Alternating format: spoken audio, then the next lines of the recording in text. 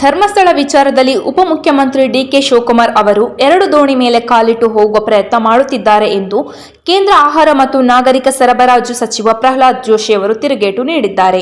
DCM ಆಗಿ DK Shivakumar ಅವರು SIT ರಚನೆಯಲ್ಲಿ ಪ್ರಮುಖ ಪಾತ್ರ ವಹಿಸಿದ್ದರು. ಆದರೆ ಈಗ ಧರ್ಮಸ್ಥಳ ವಿಷಯದಲ್ಲಿ ಪಿತೂರಿ ನಡೆದಿದೆ ಎಂದು ಹೇಳುತ್ತಿದ್ದಾರೆ. ಧರ್ಮಸ್ಥಳ ಬಿಜೆಪಿಯ ಆಸ್ತಿ ಎಂದು ನಾವು ಎಲ್ಲಿ ಹೇಳಿದ್ದೇವೆ? ನಿಮ್ಮ ಸರ್ಕಾರ ಹಿಂದೂ ದೇವಾಲಯಗಳು ಮತ್ತು ದೇವಾಲಯಗಳನ್ನು ನಾಶ ಮಾಡುವ ಕೆಲಸವನ್ನು ಮಾಡಿದ್ದರೆ ನಾವು ಮೌನವಾಗಿರಬೇಕೇ ಎಂದು ಪ್ರಶ್ನಿಸಿದರು. ತುಂಗಭದ್ರಾ ಅಣೆಕಟ್ಟಿನ 7 ಕ್ರೆಸ್ಟ್ ಗೇಟ್ಗಳು ಕಾರ್ಯನಿರ್ವಹಿಸುತ್ತಿಲ್ಲ ಎಂದು ಸಚಿವ ಶಿವರಾಜ್ ತಂಗಡಗಿ ಅವರು ಹೇಳಿಕೆ ನೀಡಿದ್ದು, ಈ ಹೇಳಿಕೆ ಸ್ಥಳೀಯ ರೈತರು ಮತ್ತು ಜಲಾನಯನ ಪ್ರದೇಶದ ನಿವಾಸಿಗಳಲ್ಲಿ ಆತಂಕವನ್ನು ಹುಟ್ಟುಹಾಕಿದೆ. ಸಚಿವರ ಹೇಳಿಕೆ ಬಳಿಕ ಅಣೆಕಟ್ಟಿನ ಸ್ಥಿತಿಗತಿಯನ್ನು ನಿರ್ಣಯಿಸಲು ತಜ್ಞರ ತಂಡವನ್ನು ಸ್ಥಳಕ್ಕೆ ಭೇಟಿ ನೀಡಿದ್ದು ಪರಿಶೀಲನೆ ನಡೆಸಿದೆ.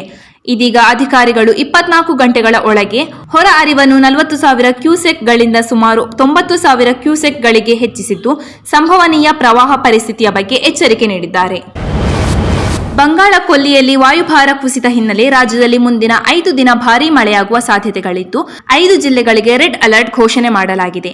ಹವಾಮಾನ ಇಲಾಖೆ ಉಡುಪಿ, ದಕ್ಷಿಣ ಕನ್ನಡ, ಶಿವಮೊಗ್ಗ, ಚಿಕ್ಕಮಗಳೂರು, ಉತ್ತರ ಕನ್ನಡ ಜಿಲ್ಲೆಗಳಿಗೆ ರೆಡ್ ಅಲರ್ಟ್ ಘೋಷಣೆ ಮಾಡಿದ್ದು, ಬೆಳಗಾವಿ ಮತ್ತು ಹಾವೇರಿಗೆ ಆರೆಂಜ್ ಅಲರ್ಟ್ ಘೋಷಣೆ ಮಾಡಿದೆ. ಬಳ್ಳಾರಿ ಜೊತೆಗೆ ಬೆಂಗಳೂರು ನಗರ ಮತ್ತು ಗ್ರಾಮೀಣ ಪ್ರದೇಶಗಳಲ್ಲಿ ಬಲವಾದ ಗಾಳಿಯೊಂದಿಗೆ ಮಧ್ಯಮ ಹಾಗೂ ನಿರಂತರ ಮಳೆಯಾಗುವ ಸಾಧ್ಯತೆ ಇದೆ ಎಂದು ಮಾಹಿತಿ ನೀಡಿದೆ.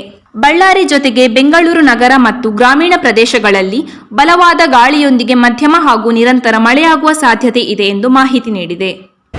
ಪಾಕಿಸ್ತಾನದಲ್ಲಿ ಅಧ್ಯಕ್ಷೀಯ ಸ್ಥಾನ ಹಾಗೂ ಪ್ರಧಾನಿ ಸ್ಥಾನ ಬದಲಾವಣೆಯಾಗುವ ಬಗ್ಗೆ ವರದಿಯಾಗಿರುವುದನ್ನು ಅಲ್ಲಿನ ಸೇನಾ ಮುಖ್ಯಸ್ಥ ಆಸಿಮ್ ಮುನೀರ್ ತಳ್ಳಿಹಾಕಿದ್ದಾರೆ. ಮುನೀರ್ನನ್ನೇ ಮುಂದಿನ ಅಧ್ಯಕ್ಷರಾಗಿ ಆಯ್ಕೆ ಮಾಡುವ ಬಗ್ಗೆಯೂ ವರದಿಯಾಗಿದ್ದು, ಆ ಬಗ್ಗೆಯೂ ಪ್ರತಿಕ್ರಿಯಿಸಿರುವ ಮುನೀರ್, ಪಾಕಿಸ್ತಾನದ ರಕ್ಷಕನಾಗಿ ದೇವರೇ ನನ್ನನ್ನು ಸೃಷ್ಟಿಸಿದ್ದಾನೆ. ನಾನು ಆ ಸ್ಥಾನವನ್ನು ಬಿಟ್ಟು ಬೇರ್ಯಾವ ಸ್ಥಾನದ ಮೇಲೂ ಆಸೆ ಪಡುವುದಿಲ್ಲ ಎಂದು ಹೇಳಿದ್ದಾರೆ.